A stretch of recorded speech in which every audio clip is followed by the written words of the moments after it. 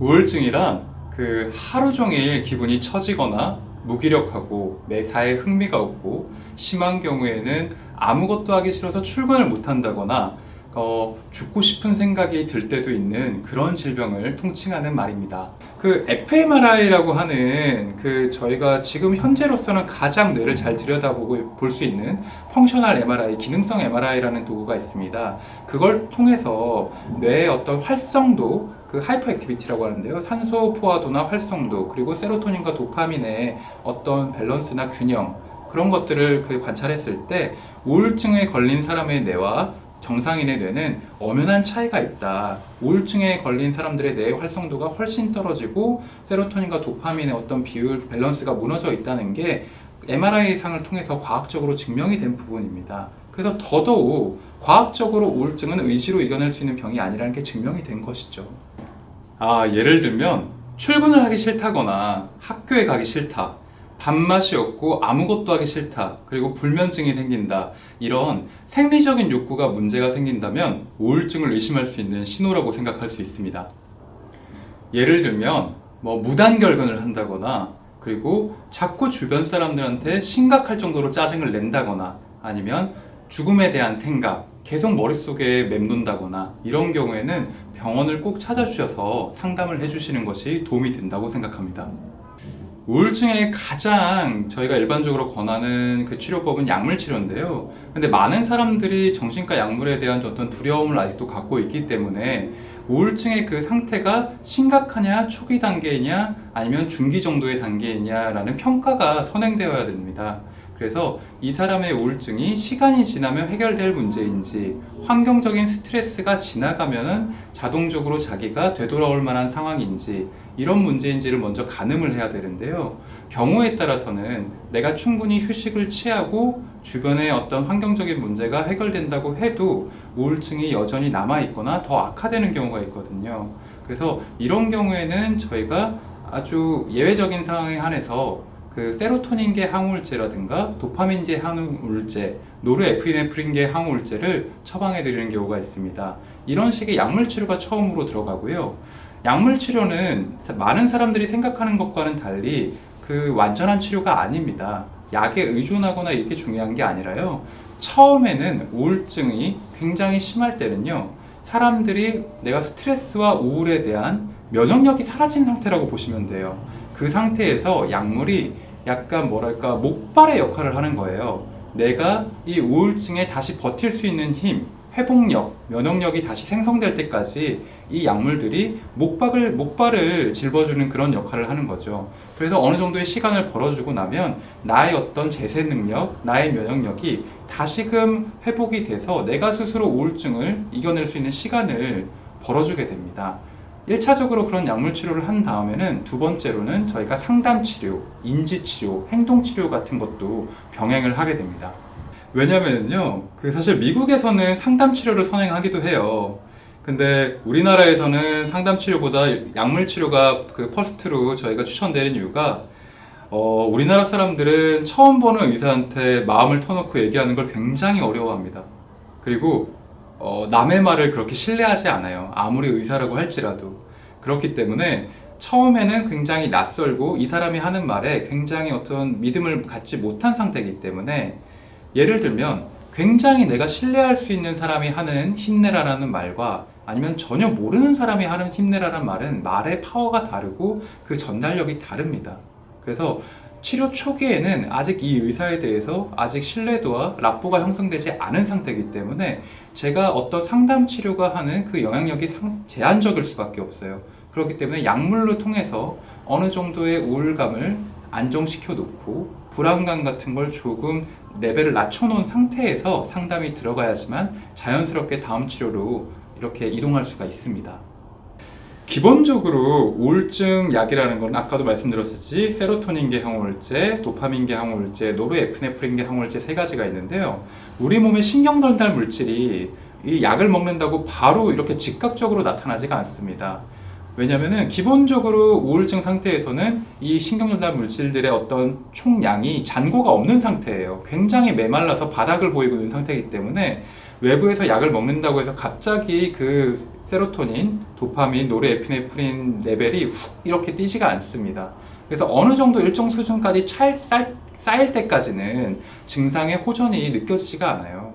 그래서 첫 1, 2주 정도는 약이 어느 정도 외부에서 이런 신경전 전달 물질을 보충해줘야 어느 정도 내 몸에서 자가 생산할 수 있는 시기가 돌아오고, 그래서 어느 정도까지는 적응기를 거쳐야 약효가 나타난다고 볼 수 있겠죠.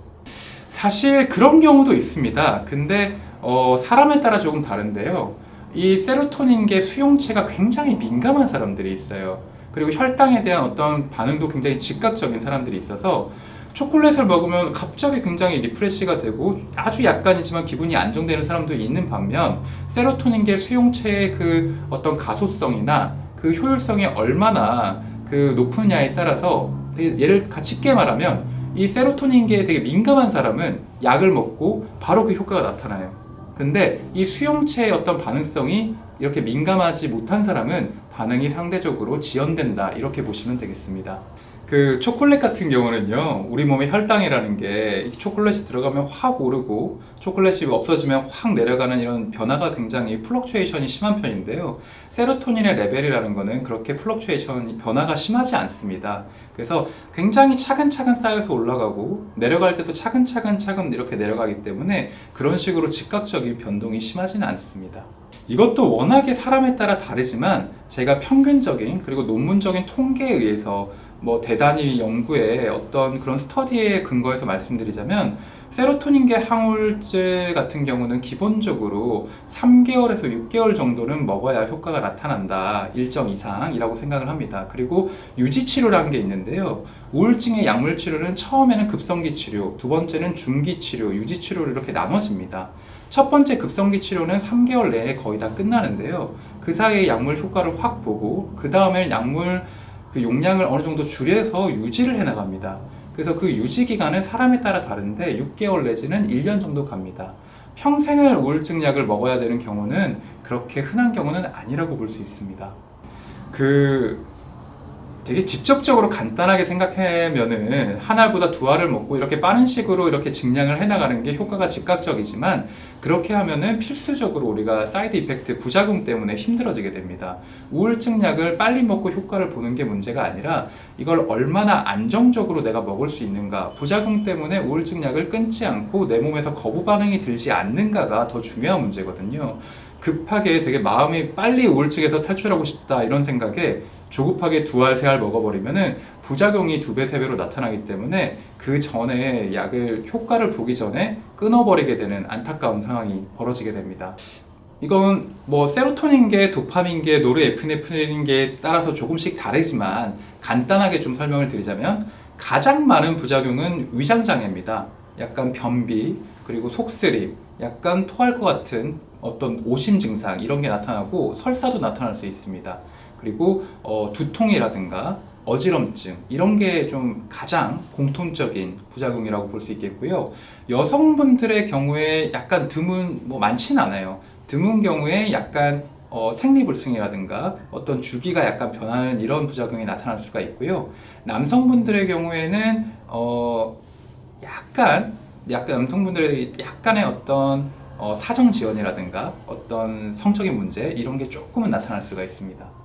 사실 그게 부작용이라기보다는 아주 예외적인 상황이에요.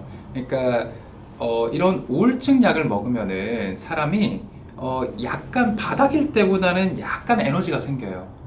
그 자살이라는 거는 에너지가 정말 바닥이고 사람이 정말 바닥까지 우울할 때는 자살할 힘도 없어요. 근데 이런 사람이 우울증 약을 먹으면 약간 힘이 생겨서 행동력이 생겨서 자살을 하게 된 케이스가 아주 예외적으로 몇 건 있습니다.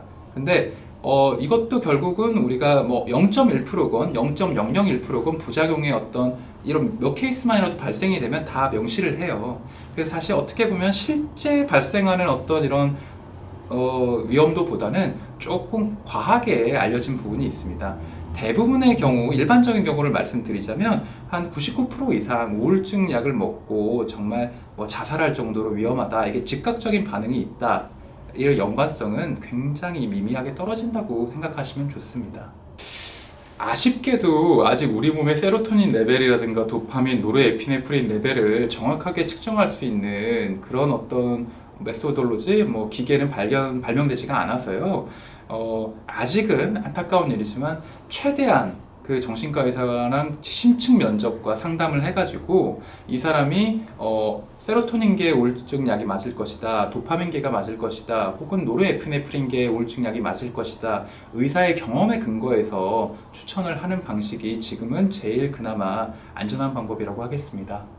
사실 예를 들어서 우울증으로 저희 병원에 뭐 처음 오신다, 뭐 저희 병원이 아니라도 일반적으로 병원에 처음 오신다, 이걸 통상적인 뭐 액수를 말씀드리자면 면담비랑 뭐 상담비, 검사비, 뭐 가장 기본적인 검사들을 했을 때 원래는 보험에 적용되지 않으면은 한 10만 원 정도가 듭니다.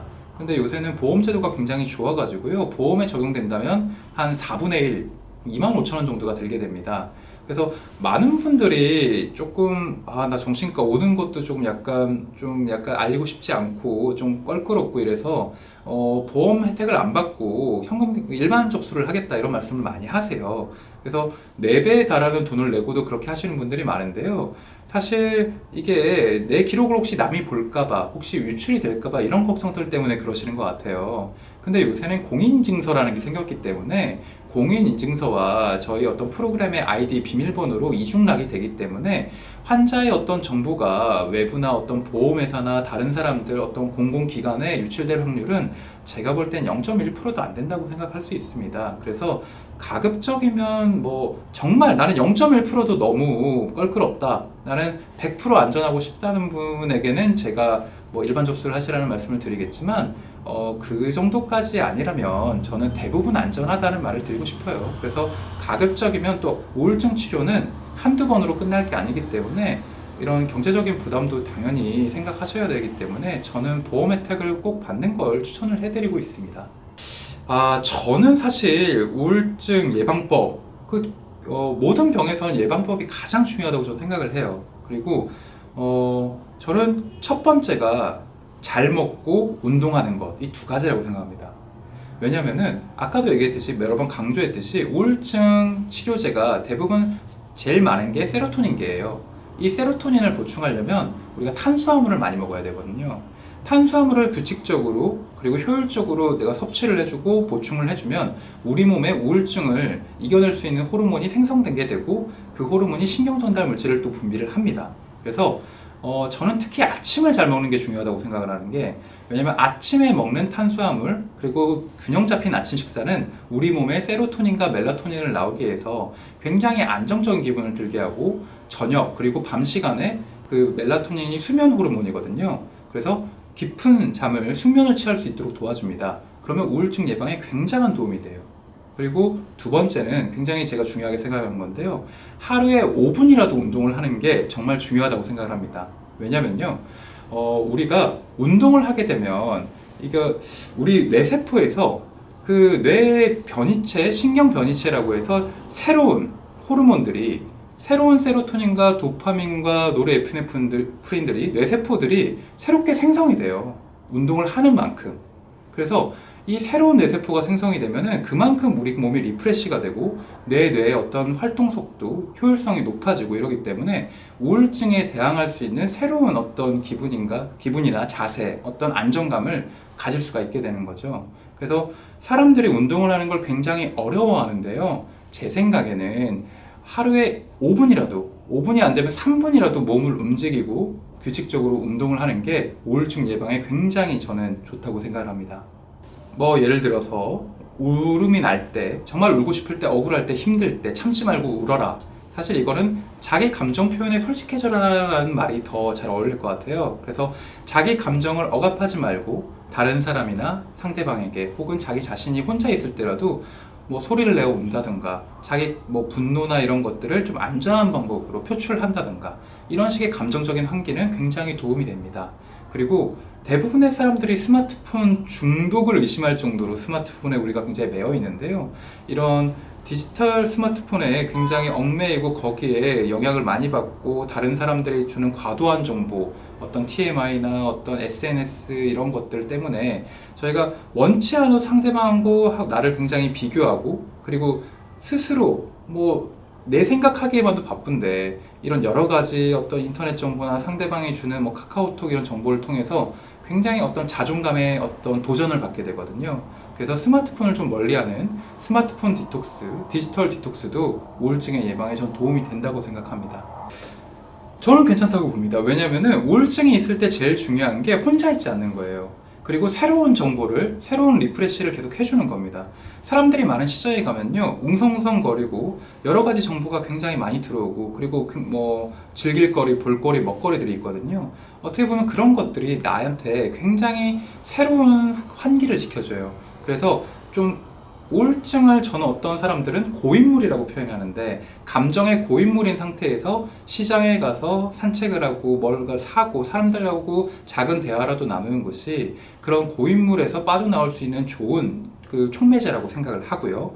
그리고 탁구나 배드민턴을 치는 것도, 저는 운동을 하는데 뭐 달리기나 이런 유산소 운동도 좋은데, 그 남들과 같이 할 수 있는, 경기를 할 수 있는, 점수를 내는 운동, 이런 것도 굉장히 재미를 붙일 수 있는 좋은 운동이라고 생각을 하거든요.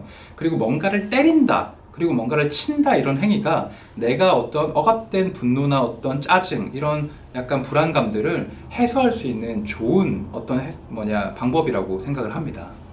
이주라는 어떤 진단 기준이 우리가 가장 많이 쓰는 DSM-5라고 하는 전 세계적인 진단 기준이 있어요. 거기에 이주라고 명시되어 있기 때문에 저희가 그 이주라는 듀레이션을, 그 기간을 많이 언급을 합니다. 우울증은 계절의 변화나 온도의 변화, 일조량의 변화에 굉장히 영향을 많이 받는 질병입니다. 그래서 여름에서 가을로 넘어갈 때 많은 변화가 생기기 때문에 원래 갖고 있던 우울증이 악화되거나 재발되거나 새로 생기는 경우가 많습니다. 그래서 온도의 변화에 굉장히 적응할 수 있도록 야외에 나갈 때 좀 옷을 준비를 해서 나가신다거나, 아니면 날씨가 조금 쌀쌀해졌다고 집안에만 있지 마시고 외출을 좀 많이 나가서 햇볕을 좀 쬐이는 것, 그리고 운동을 규칙적으로 열심히 하는 것 등을 통해서 그 가을철에 우울증이 생길 수 있는 부분을 예방하는 게 도움이 된다고 생각합니다.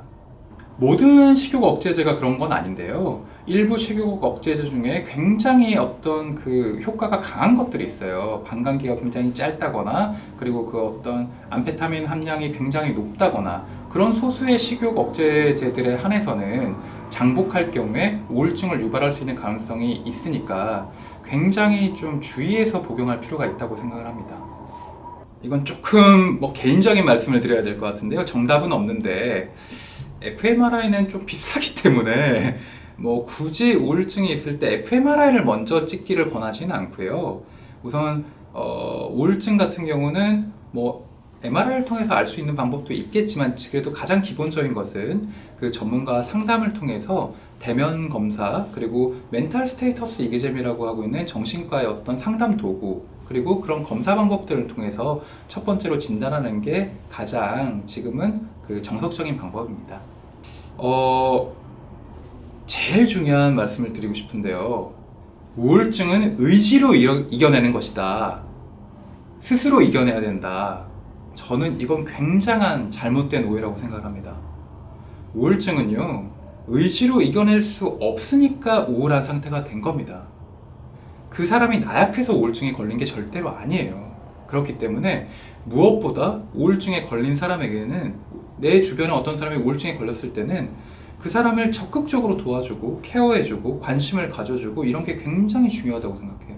그리고 우울증에 걸린 본인이 이건 내가 의지가 약해서, 내가 능력이 떨어져서, 내가 시험에 실패해서 이래서 걸린 거구나 하고 자책을 절대로 하면 안 된다고 생각해요.